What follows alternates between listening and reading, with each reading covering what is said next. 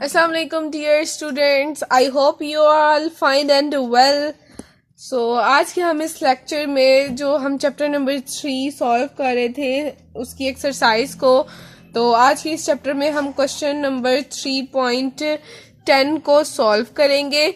सबसे पहले हम क्वेश्चन को रीड करते हैं एंड देन फिर हमें पता चलेगा कि हमने क्या चीज़ फाइंड करनी है। So let's start our question reading. Bilal gets a rise of 10% in salary at the end of his first year of service and further rise of 20% and 25% at the end of the second and third year respectively. तो students इसमें क्या explain कर रहे हैं कि जो बिलाल जो एक पर्सन है उसके फर्स्ट ईयर जो था उसकी सर्विस का, उसमें उसकी सैलरी में उस ईयर के एंड पे 10% का इंक्रीज हुआ है and further rise of 20 and 25% and second year में उसकी सैलरी में 20% इंक्रीज हुआ है और थर्ड ईयर में हमारे पास 25% इनकम इंक्रीज हुई है बिलाल की।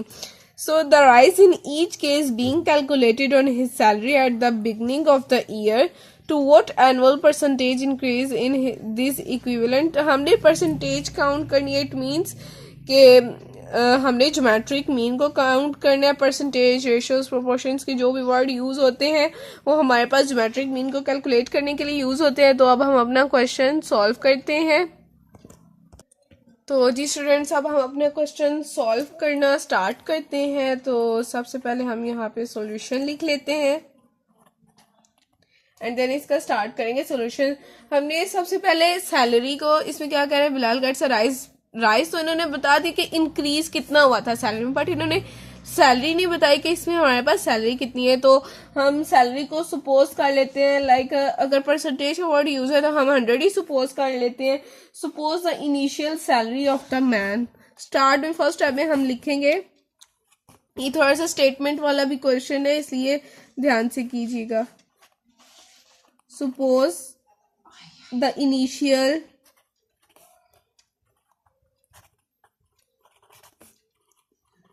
salary of the man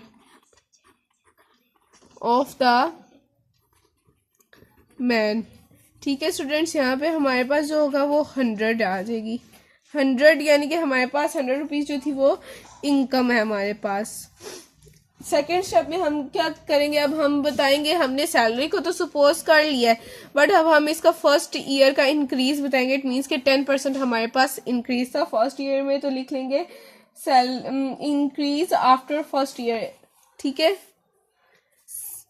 salary increase after first year.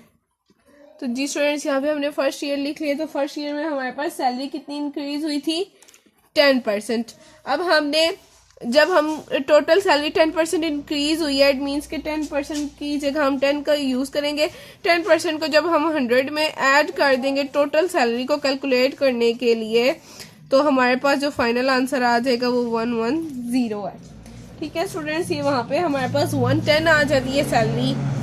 Second, salary increase at the end of second year. अब हमने फर्स्ट ईयर की तो सैलरी यहाँ पे कैलकुलेट कर दिया, अब हमने सेकेंड ईयर की सैलरी कैलकुलेट करनी है।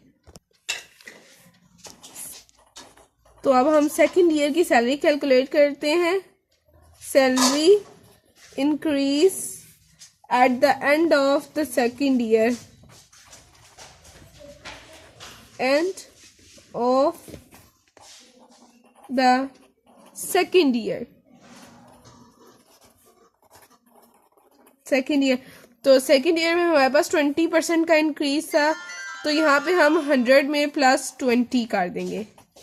जब 100 में 20 को ऐड करेंगे तो इट मीन्स हमारे पास जो सेकेंड ईयर की सैलरी है वो 120 आ जाती है।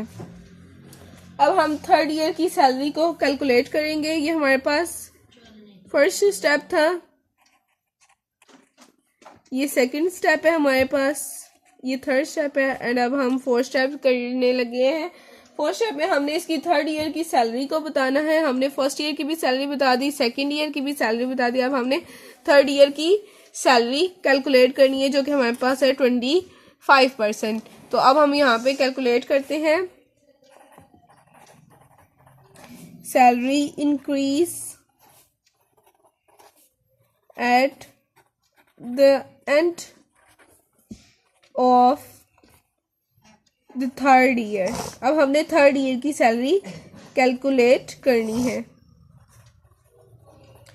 तो फर्स्ट ईयर में हमारे पास 10% इंक्रीज हुई थी, सेकेंड ईयर में हमारे पास 20% का इंक्रीज है, एंड थर्ड ईयर में हमारे पास जो इंक्रीज है वो 25% का है। तो फाइनल सैलरी के लिए हम 100 में ऐड कर देंगे 25 को, तो हमारे पास 125 टोटल सैलरी आ जाती है।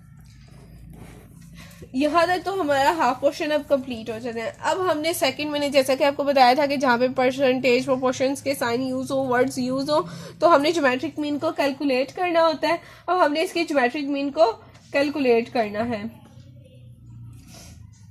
तो ज्योमेट्रिक मीन के लिए हमारे पास ये 3 वैल्यूज आई है, एक ये सैलरी है, एक ये सैलरी है, एंड एक हमारे पास ये 110 की यहाँ पे सैलरी है। ठीक है स्टूडेंट्स, ये 3 वैल्यूज आई हैं ज्योमेट्रिक मीन की। इट मीन्स कि हमारे पास 3 है वैल्यू। यहाँ पे अंडर रूट के ऊपर हम 3 लिख देंगे, और जितने भी हमारे पास सैलरीज ऐड करके आई हैं, कैलकुलेट करके हमारे पास सैलरीज की वैल्यूज आई हैं, वो हम यहाँ पे ब्रैकेट के अंदर लिख देंगे मल्टीप्लाई के साइन के साथ। तो यहाँ पे ब्रैकेट क्लोज हो जाती है। ज्योमेट्रिक मीन को कैलकुलेट करने के लिए हम एज इट इज कैलकुलेटर पे ये वैल्यूज लिख लेते हैं, और यहाँ पे अब हम कैलकुलेटर पे ये वैल्यूज लिखेंगे। शिफ्ट अंडर रूट का साइन प्रेस करेंगे, और यहाँ पे हमने 3 ऑलरेडी लिखा हुआ है, जस्ट वैल्यूज एंटर करनी है। फर्स्ट 3 हमारे पास 110, सेकेंड मल्टीप्लाई 120 मल्टीप्लाई 125। ये देख लें स्टूडेंट्स, हमने एज इट इज यहाँ पे वैल्यूज एंटर कर दी है। अब जस्ट हम प्रेस करेंगे और हमारे पास फाइनल आंसर आ रहा है ज्योमेट्रिक मीन का 118.167। ये हमने सेकंड पार्ट इस क्वेश्चन का सॉल्व किया। अब हम थर्ड हमने क्या चीज़ फाइंड करनी है, पहले हमने सैलरीज को कैलकुलेट किया है, देन हमने इसका ज्योमेट्रिक मीन फाइंड किया। अब हमने इसकी परसेंटेज फाइंड करनी है कि एनुअल परसेंटेज हमारे पास इसकी क्या आती है। ये देखें क्वेश्चन में हमारे पास मेंशन है to what annual percentage increase in this equivalent. अब हमने इसकी एनुअल परसेंटेज फाइंड करनी है। तो एनुअल परसेंटेज का साइन भी साथ में यूज कर लेते हैं। इंक्रीज अब इंक्रीज हमारे पास कितनी हुई है, यानी कि हमारे पास जो ज्योमेट्रिक मीन का ये आंसर आया है 118.167 माइनस हमने इसमें से 100 को करना है, यानी कि टोटल सैलरी 100। हमने सैलरी को सपोज 100 से किया था क्योंकि परसेंटेज ज़्यादा यूज़ हो रही थी, इसलिए हमने 100 की सैलरी को सपोज कर लिया था। इक्वल का साइन यूज़ करेंगे। अभी हमारे पास सैलरी इसमें से माइनस 100 कर देंगे हम, हमारे पास 18.167 आ जाएगा। 0.16 भी आप कर सकते हैं 2 डिजिट्स। तो यहाँ पे इस क्वेश्चन का हमारे पास आंसर फाइनल हो रहा है। यहाँ पे परसेंटेज का साइन यूज़ करेंगे क्योंकि हमने परसेंटेज को फाइंड किया है। ये हमारा फाइनल आंसर है इस क्वेश्चन का। आई होप आपको ये क्वेश्चन बहुत अच्छे से समझ में आया होगा।